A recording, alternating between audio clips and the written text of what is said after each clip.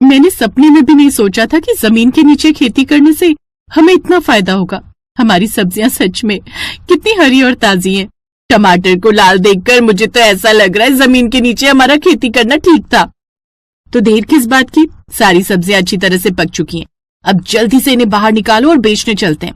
इस बार हमारी सब्जियों की बिक्री ज्यादा अच्छी होगी।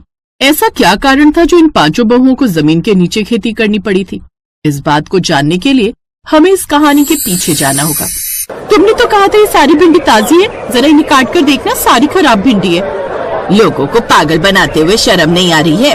पैसे तो पूरी ले रही है पर सब्जी 2 पैसे की नहीं है। अभी 2 दिन पहले भी मैं इनसे तरबूज लेकर गई थी, वो भी सारा का सारा गला हुआ था।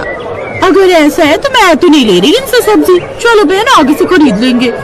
इन पांचों बहुओं के ठेले पर जितने भी ग्राहक सब्जी लेने आए थे वो सब्जियों को खराब बताकर और तरबूज का रंग फीका देखकर वो बिना सब्जियां लिए ही वापस चले जाते। एक तो इतनी मुश्किल से हमने अपने आंगन में ये सब्जियां बोई थी, मगर ये भी नहीं बिकी। हमारे आसपास के सब लोग सब्जियों की खेती करते हैं और सबकी बिक्री हो रही है, मगर लोग हमारी भिंडी खराब बताकर सब्जियां खरीद ही नहीं रहे। अरे ये सारा गर्मी का कसूर है। देखो ना कितनी कड़क धूप हो रही है। हमारे आसपास के लोगों ने जमीन के ऊपर सब्जियों की खेती जरूर की है, मगर सब्जियों और फलों को कड़ी धूप से बचाने के लिए शटर भी तो लगवा लिए हैं अपने आंगन में। अब हमारे पास इतने पैसे होते तो हम इतनी गर्मी में यहाँ खड़े होकर सब्जियां थोड़ी ना बेच रहे होते।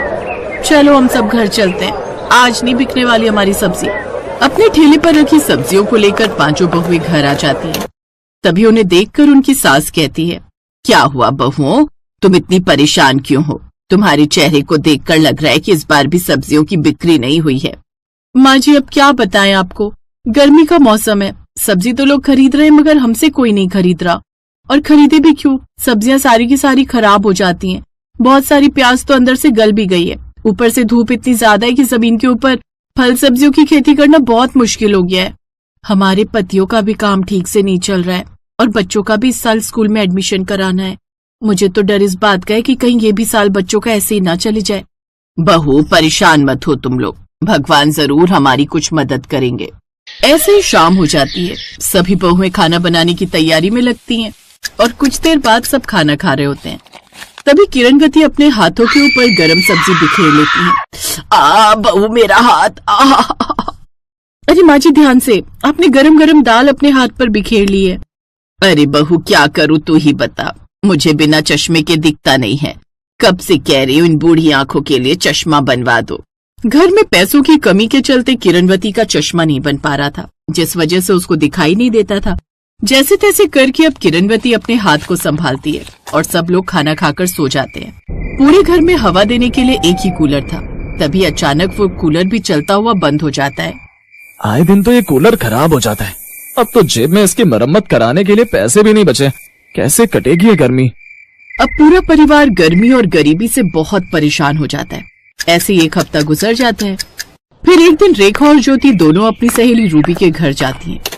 रूबी ने अपने आंगन में शकरकंदी की खेती की हुई थी, जहां वो अपनी जेठानी के साथ मिलकर जमीन से शकरकंदी निकाल रही होती है, जिसे देखकर रेखा कहती है, भिंडी से अच्छी तो शकरकंदी है, जमीन के अंदर उगते और खराब भी नहीं होते और तो और गर्मी से भी बच जाती है। काश कुछ ऐसा होता कि हम जमीन के अंदर ही खेती करते और हमारे फल सब्जियां भी धूप से खराब नहीं होती। ये सुनकर तभी सुनीता के दिमाग की बत्ती जलती है। रेखा तुमने तो बातों बातों में काफी अच्छी तरकीब बता दी है। अरे हम जमीन के अंदर भी खेती कर सकते हैं। हम लोग जमीन को खोदकर उसके अंदर सभी तरीके के फल और सब्जियों के बीज बो सकते हैं, जिससे सब्जियां भी उग जाएंगी और ज्यादा धूप लगने के कारण खराब भी नहीं होगी। क्या तो तुम ठीक रही हो।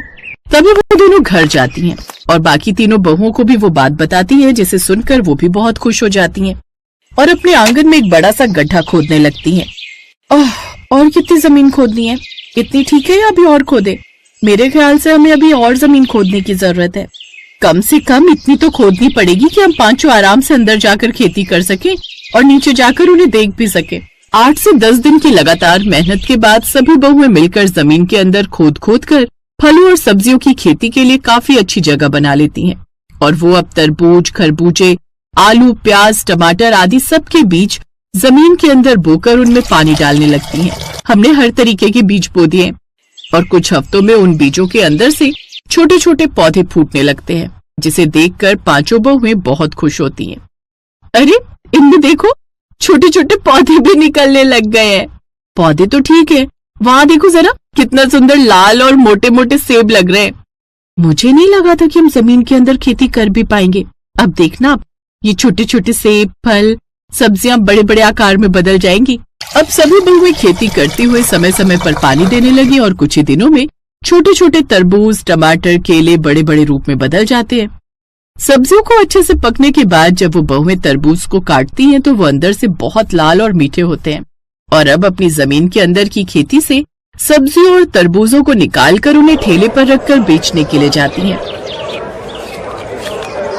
ये तरबूज तो कुछ ज्यादा ही मीठा लग रहा है। ऐसा लग रहा है तुमने इनकी खेती करते समय पानी नहीं, चाशनी डाली है।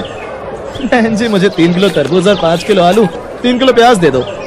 हाँ जी, क्यों नहीं, जितनी सब्जी लेनी है ले लीजिए। हमारे तो दाम भी ज्यादा नहीं है और लोगों से बहुत कम है। अच्छी ताजा और हरी सब्जियों को देखकर अब सब लोग उनसे सब्जियां खरीदने लगते हैं और एक हफ्ते के अंदर वो खूब सारे पैसे कमा लेती हैं और फिर अपनी सास के लिए चश्मा बनवाती हैं और घर के लिए नया कूलर भी ले आती हैं। इस चश्मे को तो लगाकर बहू मुझे अब सब कुछ साफ साफ नजर आ रहा है। तुम सभी ने तो कमाल कर दिया। मुझे लगा नहीं था कि तुम जमीन के अंदर इतने अच्छे से खेती कर पाओगी। मैं तो कहता हूँ तुम लोग सब्जियों को बेचने के साथ साथ फल तो बेचती हो, उसकी चाट बनाकर भी बेचने लगो। जी, अगर तुम ऐसा कहते हो तो हम कल से ऐसा ही करेंगे। जहाँ 2 बहुएं सब्जियां बेचती थी तो एक बहू फल बेचती थी और 2 बहुएं फलों की चाट बनाकर बेचती थी, जिससे अब उनकी काफी ज्यादा बिक्री होने लगती है और धीरे धीरे घर के हालात भी सुधरते जाते हैं। और अब वो सब ससुराल वाले जमीन के नीचे खेती करके 5 बहुएं अपने परिवार के साथ खुशी खुशी रहने लगती हैं।